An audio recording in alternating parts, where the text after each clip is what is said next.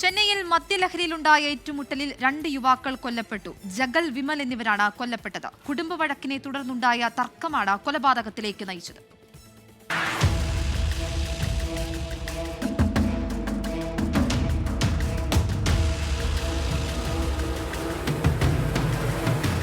ചെന്നൈ മരൈമലയിൽ ഗാന്ധിനഗർ സാലൈ സ്വദേശികളാണ് ജഗനും വിമലും.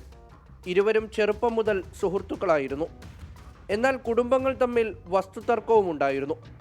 ഇന്നലെ സുഹൃത്തിന്റെ കല്യാണ വിരുന്നിലെത്തിയതായിരുന്നു ഇരുവരും.